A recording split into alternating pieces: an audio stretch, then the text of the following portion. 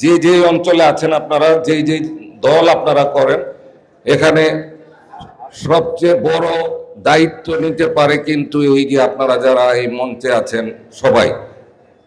আমি আশা করব আপনারা সেই দায়িত্ব নেবেন এবং আপনারা জেলা প্রশাসক মহোদয়কে এই আবেদনটা করবেন যাতে আমাদের এই নারায়ণগঞ্জকে উনি সাহায্য করতে পারেন। কিভাবে উনি ভালো জানেন, হয়তো বরাদ্দের অভাবে এগিয়ে আসছে না।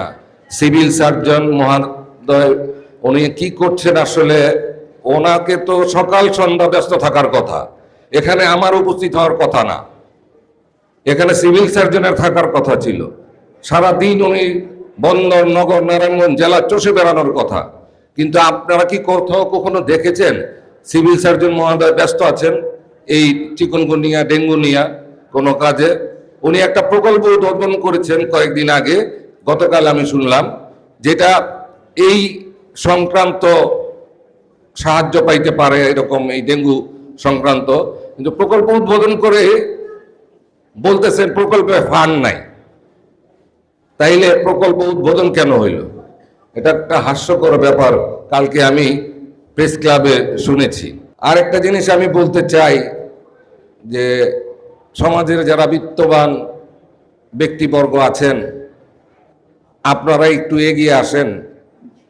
এই হসপিটাল বলেন, ভিক্টোরিয়া হসপিটাল বলেন, আর আরো কিছু হসপিটাল, এগুলোতে আসলে প্লাটিলেট মানোন্নয়ন, এটার উন্নয়ন, প্লাটিলেট যে ডেভেলপ হয় সেই মেশিনটা কি আছে আপনার? এটা তো এই সমস্ত প্লাটিলেট বা প্লাটিলেট প্রাথমিক অবস্থায় কাউন্ট করতে পারেন।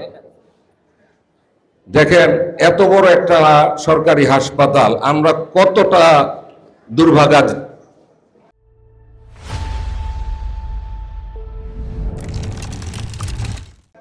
এই নগরের, এই জেলার নাগরিক আমরা, ঢাকার পাশের শহর, সবচেয়ে পাশের শহর, প্লাটিলেট কাউন্ট করার মেশিন আছে, কিন্তু প্লাটিলেট আলাদা করার করে এটা যে ডেভেলপ হয় ওইটার মেশিন নাই। এটা হইতে পারে? দুর্ভাগ্য আমাদের। তো বিত্তবানদেরকে আমরা বলবো যে আপনারা একটু এগিয়ে আসেন এবং পাশাপাশি আমাদের এখানে বিকেএমইএ একটা বড় অর্গানাইজেশনের হেড অফিস আছে এবং চেম্বার অফ কমার্স আছেন, ইয়ান মার্চেন্ট অ্যাসোসিয়েশন আছেন, তাদেরকেও আহ্বান জানাবো আপনারা একটু এগিয়ে আসেন। আপনারা এগিয়ে আসলে নারায়ণগঞ্জের মানুষকে আমরা রক্ষা করতে পারবো। আর এখানে আমাদের সুপারিনটেন্ডেন্ট সাহেব যে দাবিটা করেছেন, দেখেন উনি একটা অন্য জেলার মানুষ, উনি উপলব্ধি করতে পারে, কিন্তু আমাদের যারা বিগত দিনে শাসন করেছেন তারা উপলব্ধি করতে পারেন নাই।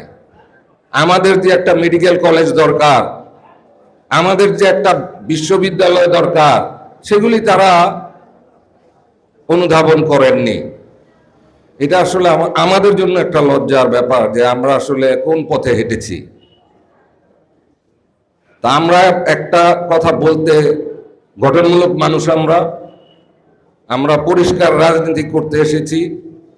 জাতীয়তাবাদী দল যদি সেবা করার সুযোগ পায়, ইনশাল্লাহ আমরা যারা নারায়ণগঞ্জবাসী নেতৃবৃন্দ আছেন, নেতৃবৃন্দদের নিয়ে, জাতীয়তাবাদী দলের নেতৃবৃন্দদের নিয়ে আমরা অবশ্যই চেষ্টা করব যে আমাদের এই দাবিগুলি, শিক্ষা, স্বাস্থ্য, বেকারত্ব নিয়ে আমরা অবশ্যই এগুলি নিয়ে আমরা কাজ করব। সেই চেষ্টা আমাদের থাকবে।